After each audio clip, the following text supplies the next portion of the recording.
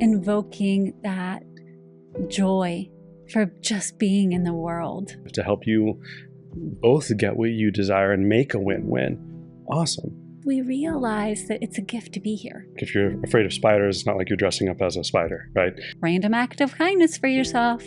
What are you going to do? Walk through it. Visualize that experience, talk through it, and kind of go through all the different scenarios in the same way, because once you've done it once, you can do it again.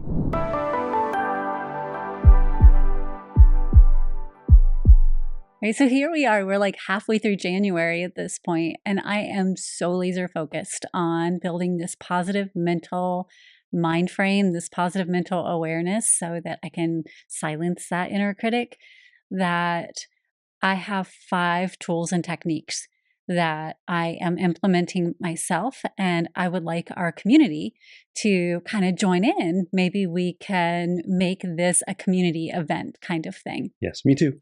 All right. Yes. So here we go. Community event for 5 tools that we can use, like even if we just do it through the rest of January. Yeah. And we can talk about, how is this working for us? What are we doing with it? What do you think?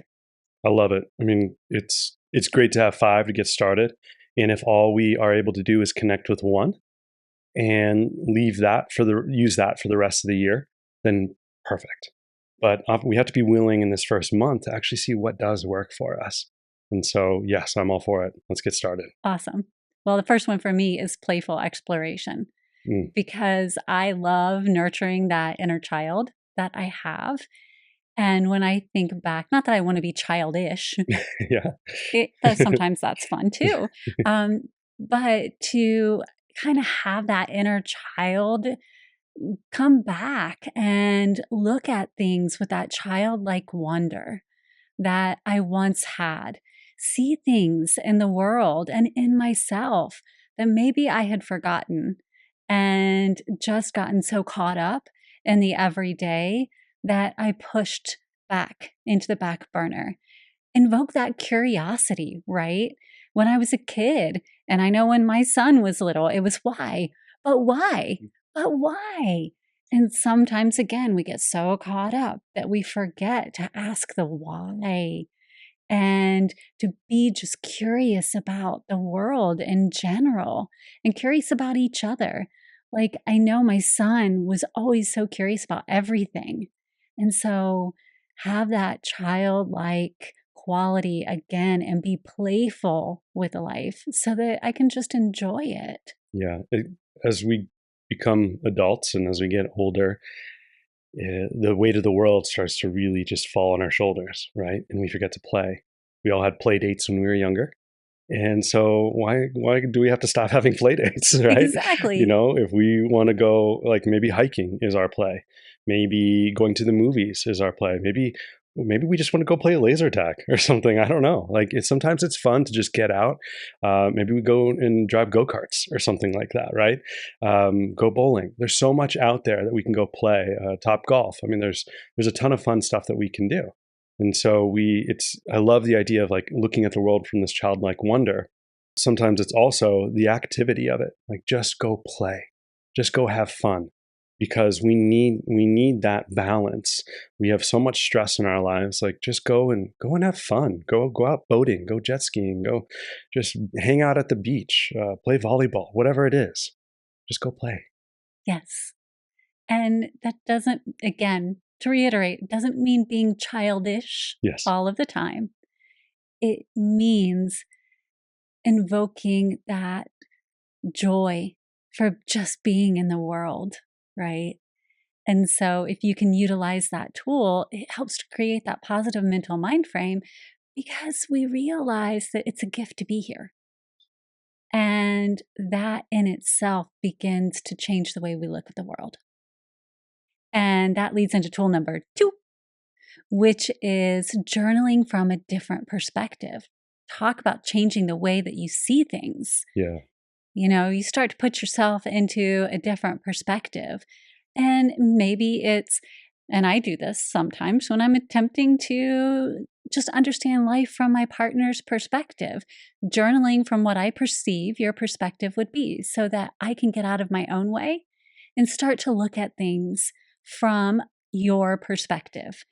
I might be way off in left field. Maybe it's not how you're seeing things at all, but at least it gets me out of my perspective and it helps me realize that there's more than one way to look at things.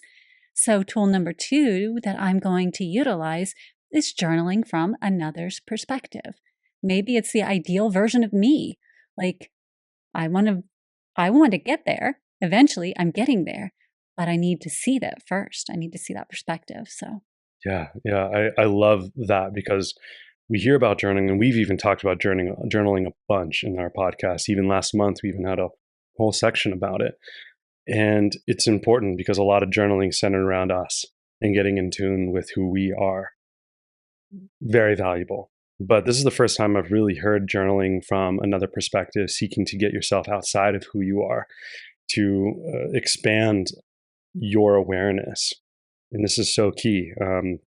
I, I really, this one kind of took me back because I just hadn't even thought about it. It's hard enough to think about, okay, well, what do I think? And taking the time to actually write it down, or as we talked about, doing a verbal journal as well, doing like an audio recording. But it's so like we are so stuck in our own viewpoint, right? Because that's the only view that we actually experience throughout our entire lives. And so it is a great tool and practice to see what it would be like. I mean, it's not going to be exact. It's not going to be, we're never going to be someone else, but seeking to almost like role play what it would be like to have a different perspective. Even if it's one, like, let's say you have a political view, or could be any kind of view, a different business view. Like maybe you're in the middle of a negotiation and you want to understand what it's like from the other person's perspective to help you both get what you desire and make a win-win. Awesome. What a great tool to practice that. And let's say you're in a relationship. I mean, this is where for us, right? This is so important to, we both have our desires and perspectives. And so although we align on a lot of things, there are things that we don't. And so it's a way to, just for me, I know, to get out of my own way and say, well, yeah, what would Amber do in this situation? How would she approach it? How can I learn from her?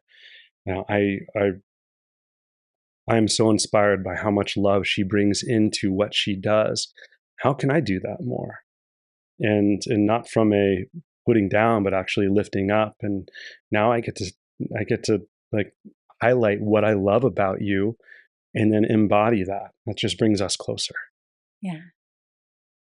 And I love how you're pointing out, it's like, view it from something different, like a different perspective, like getting to that other side, because it kind of lends to like the next one too, which is so often we look at things just from one direction. And that with journaling, I'm so used to journaling for me from that internal view. I didn't think about journaling from the external view. We've heard so much about random acts of kindness and the random acts of kindness campaign.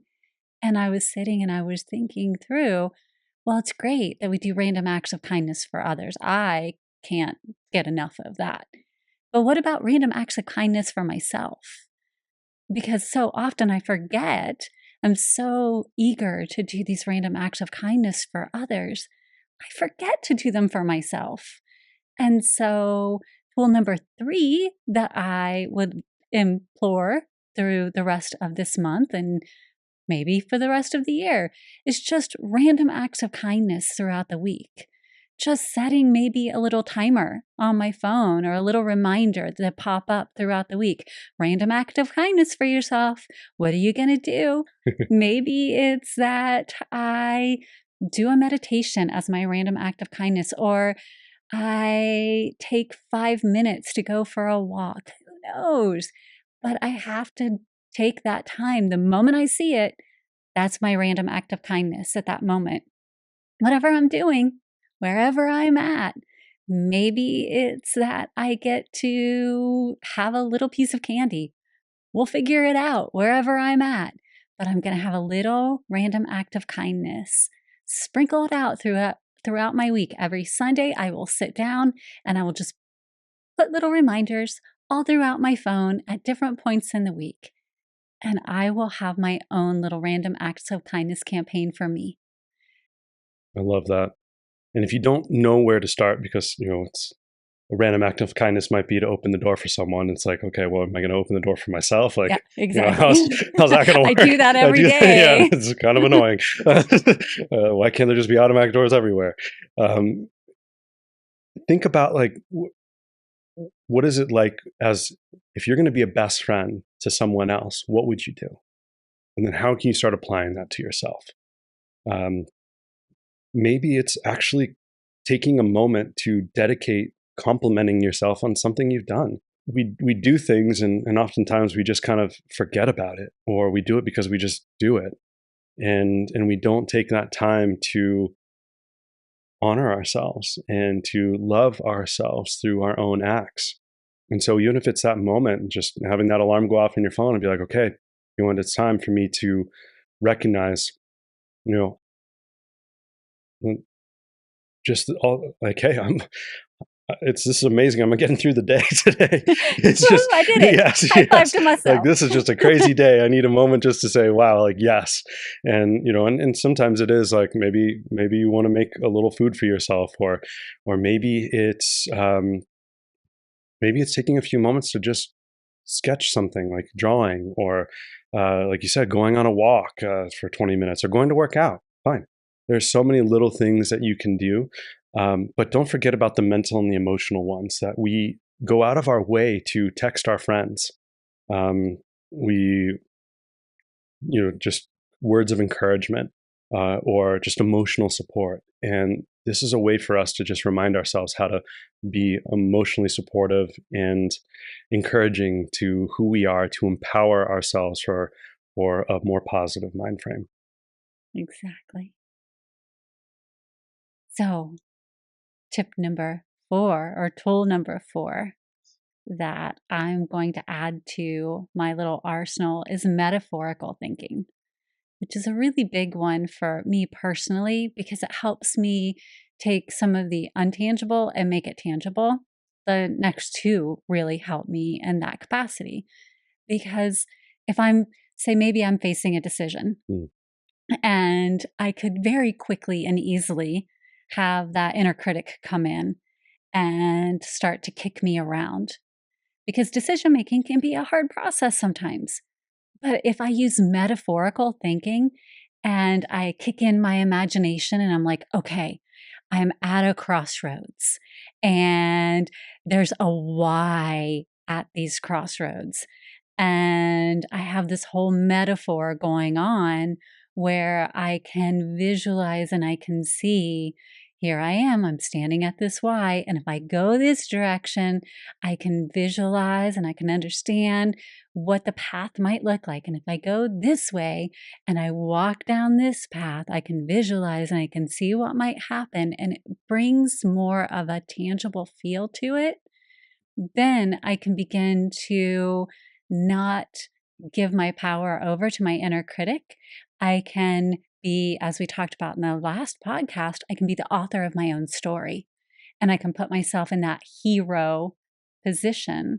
And at least if I'm not the hero, then I am one of the main characters.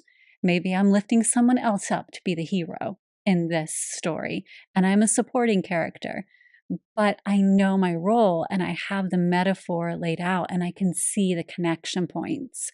And I'm not going into the negative spiral, but I have that metaphorical connection of what that means. So, metaphors is my next tool.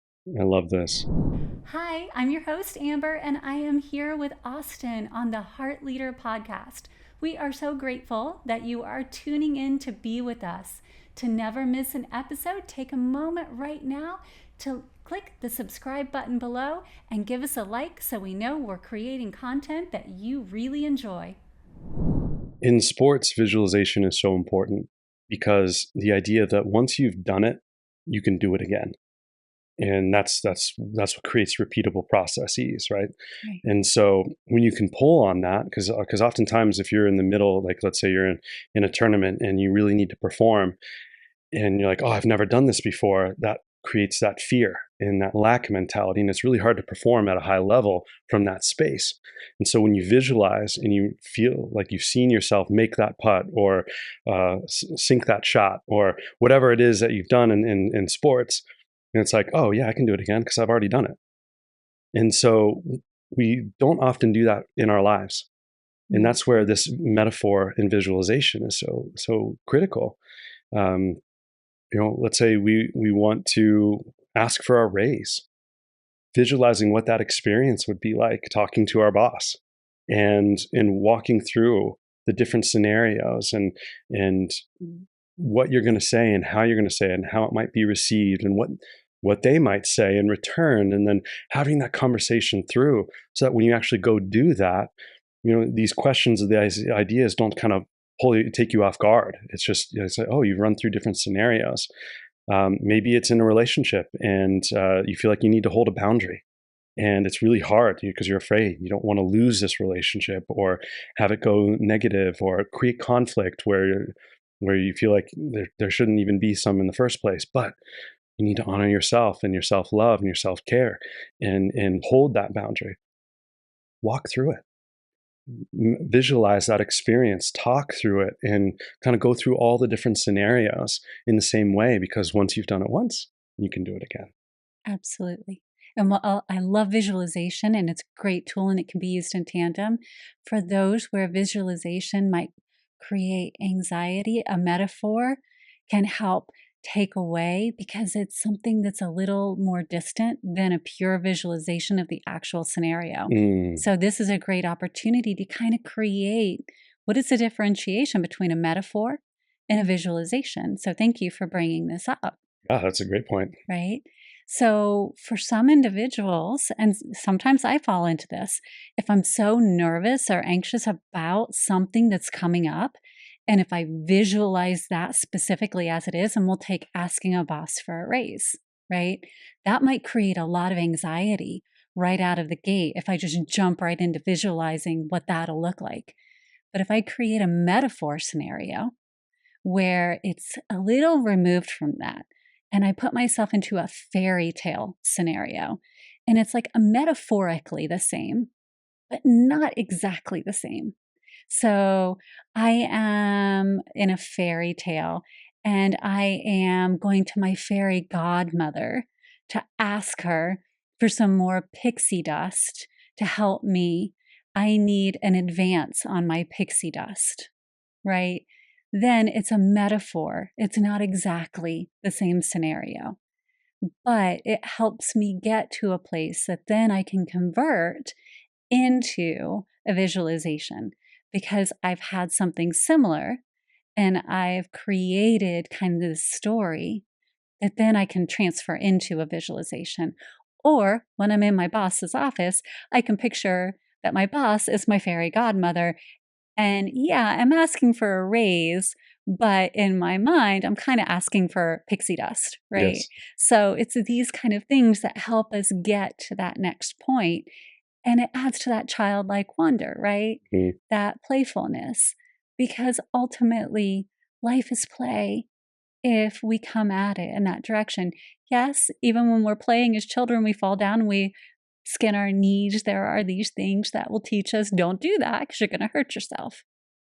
So it allows us to come at life from these new viewpoints. So I thank love it. you Oh, for thank bringing that you. forward. That was great. I really appreciate you differentiating. It's important for me. I let those kind of interconnect too much, and sometimes I think it's important to have that differentiation, that clear differentiation, to be able to use the tools in the way that they're intended and bring more intention and purpose into it, so that it can actually help at a greater capacity. So, that you just helped me. So, thank you.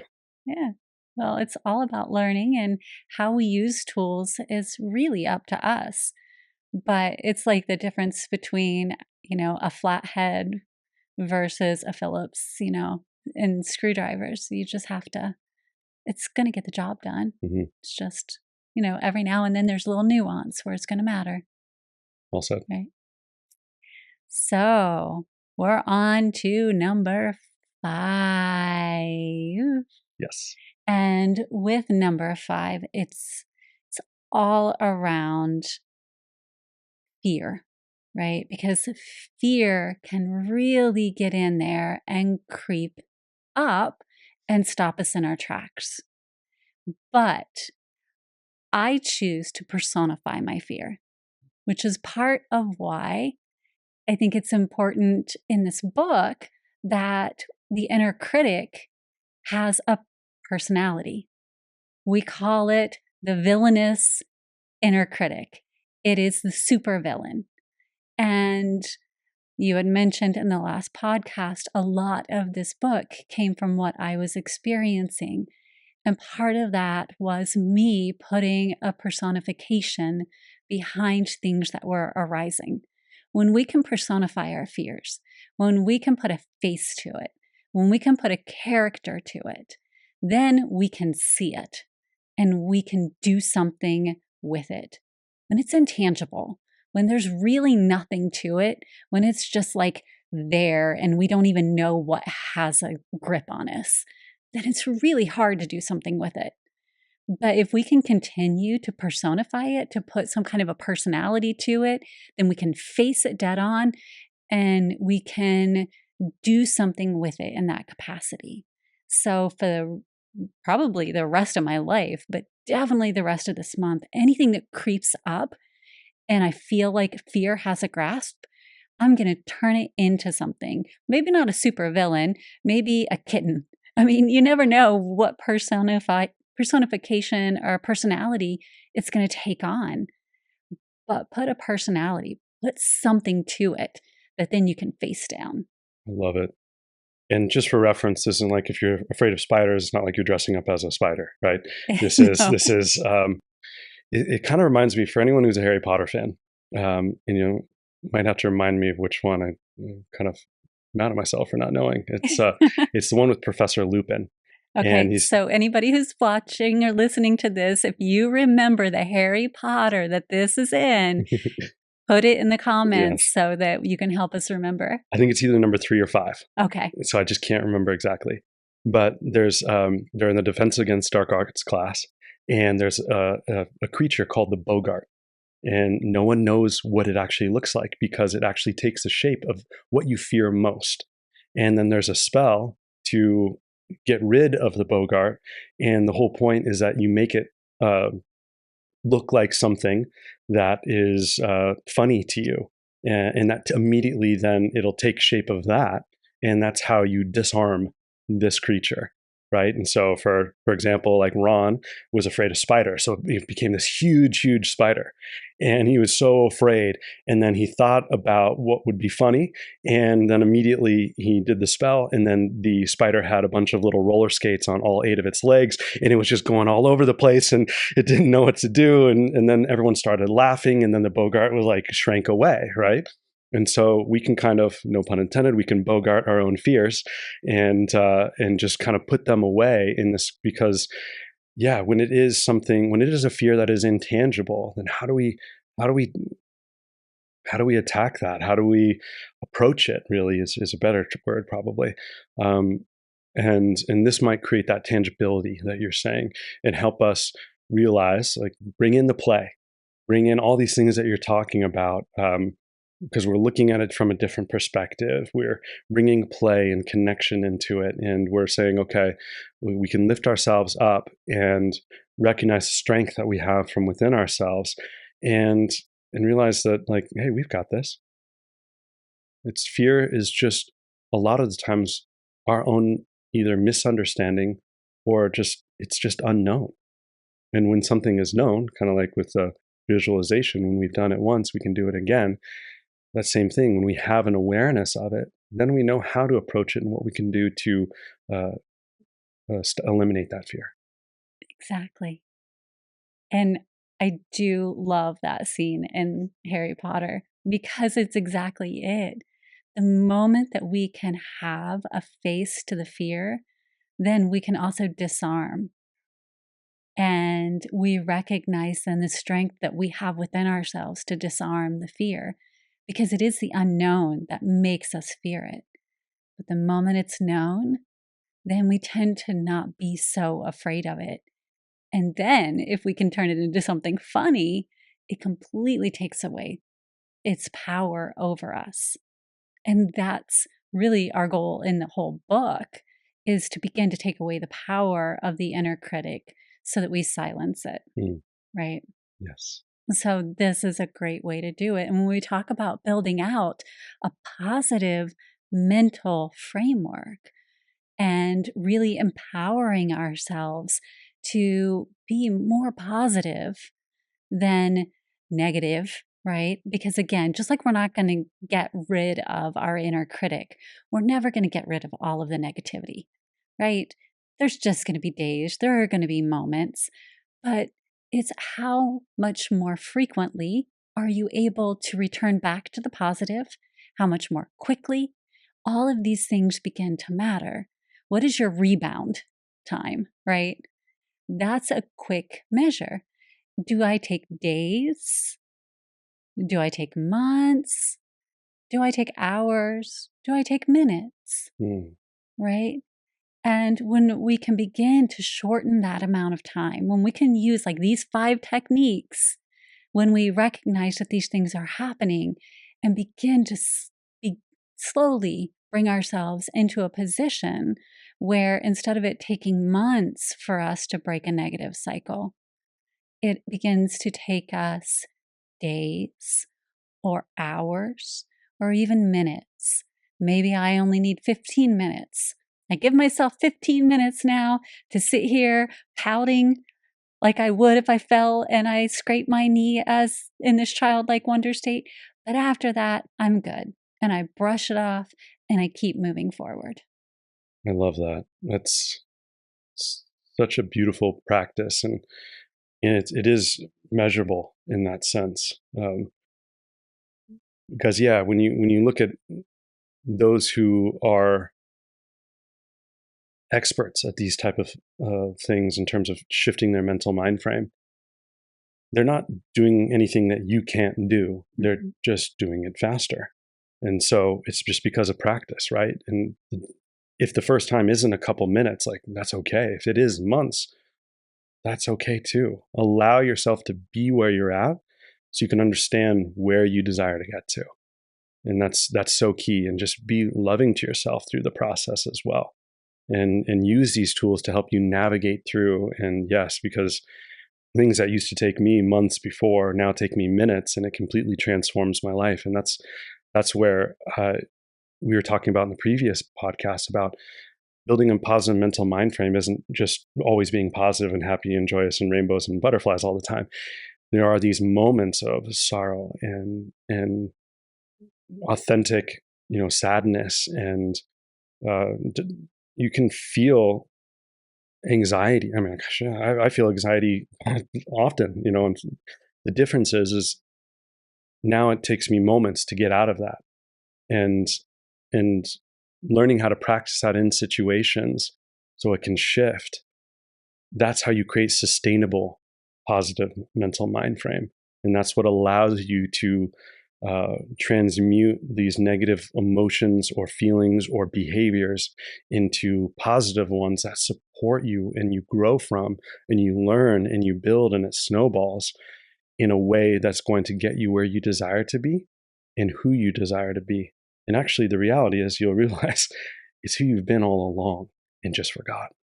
Yeah, exactly. Well, thank you for agreeing to be part of this with me for the rest of the month. Yes.